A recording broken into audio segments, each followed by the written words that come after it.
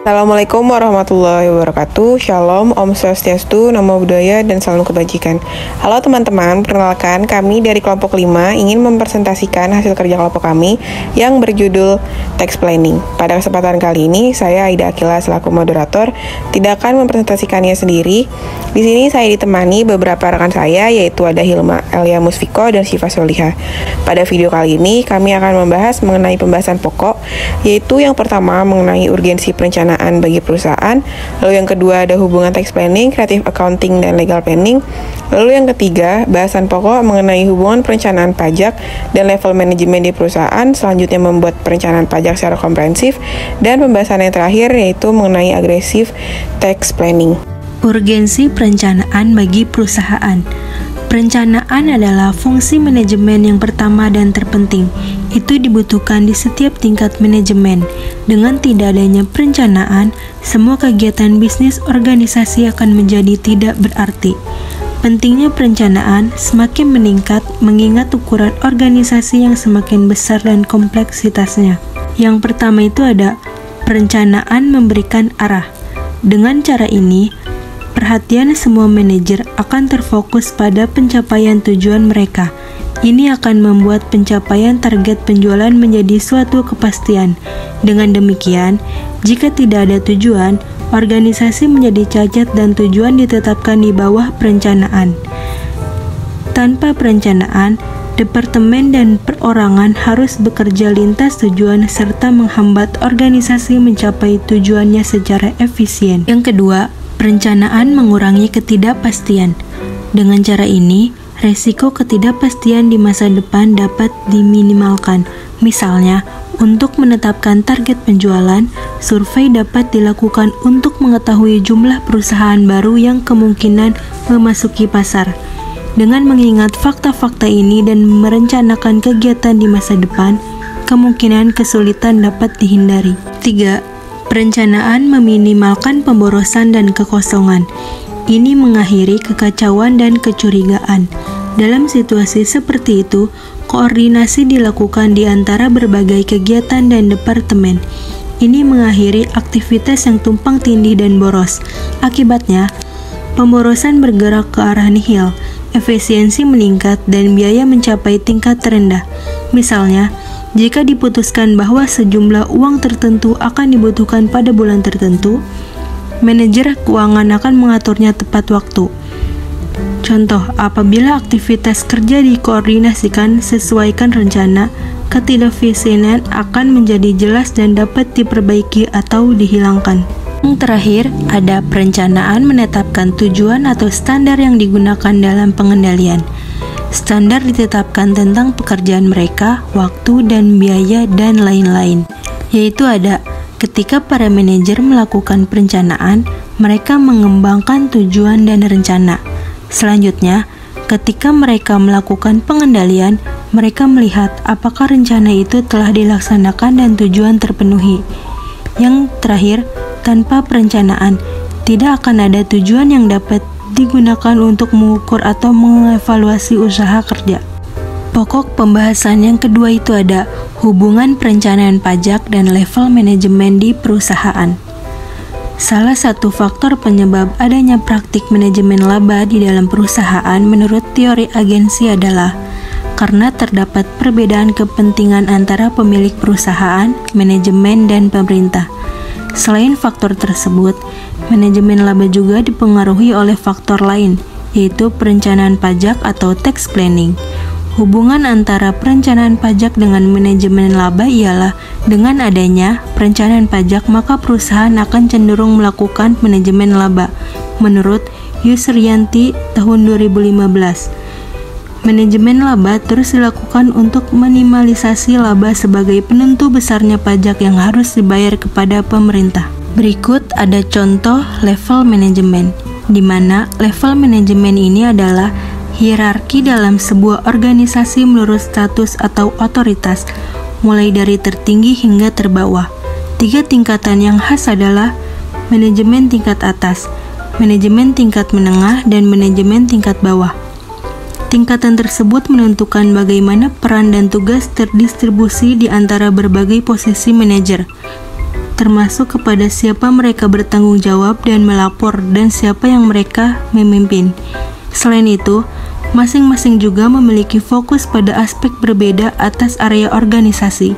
Misalnya, manajer tingkat atas bertanggung jawab dan membuat keputusan terhadap seluruh perusahaan, sedangkan manajer tingkat menengah fokus pada area fungsional dan manajer tingkat bawah fokus pada pekerjaan rutin dan mengawasi karyawan. Yang ketiga yaitu membuat perencanaan pajak secara komprehensif. Perencanaan pajak menurut Erly Swandi tahun 2017 adalah langkah awal dalam manajemen pajak. Pada tahap ini dilakukan pengumpulan dan penelitian terhadap peraturan perpajakan agar dapat diseleksi jenis tindakan penghematan pajak yang akan dilakukannya.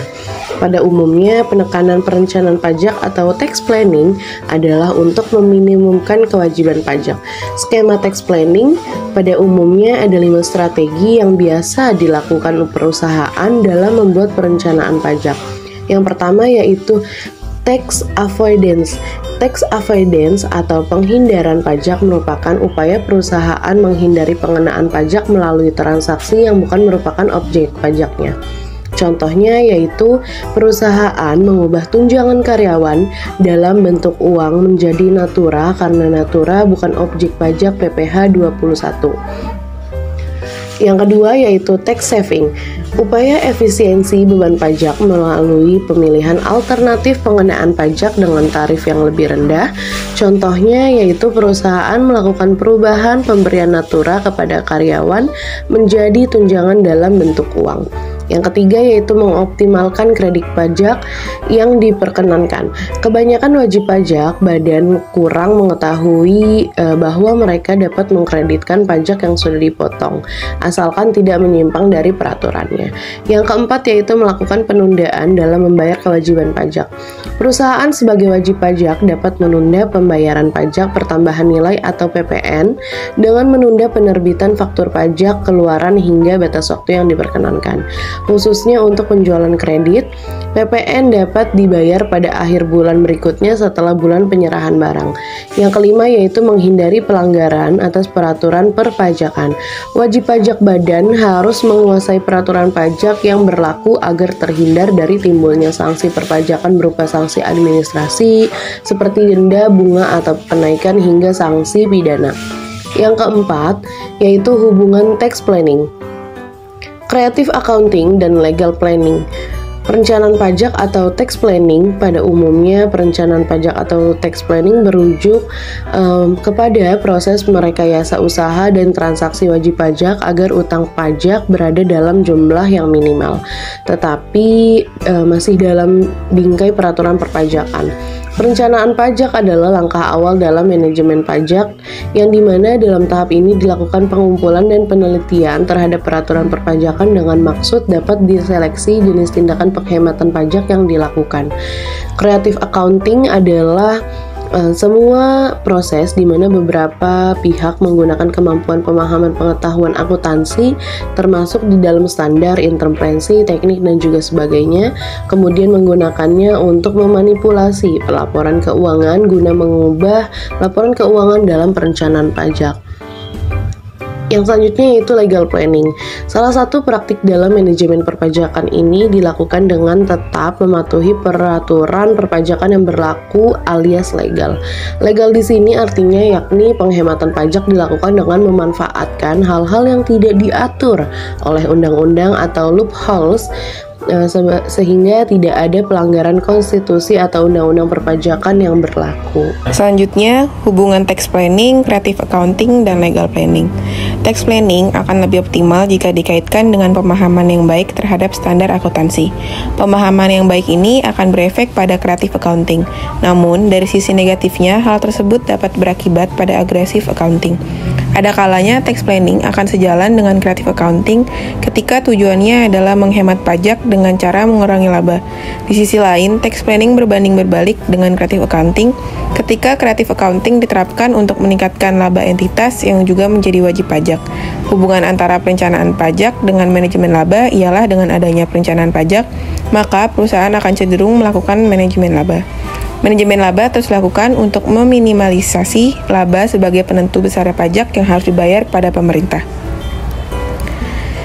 Aggressive tax planning. Aggressive tax planning adalah tindakan yang dilakukan oleh wajib pajak untuk mendapatkan keuntungan pajak atau mengurangi maupun mengelak dari kewajiban perpajakannya.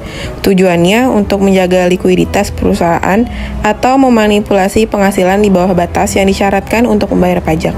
Aggressive tax planning biasanya dilakukan dengan menurunkan laba kena pajak melalui perencanaan pajak, baik menggunakan cara legal atau tax avoidance atau ilegal yaitu tax evasion.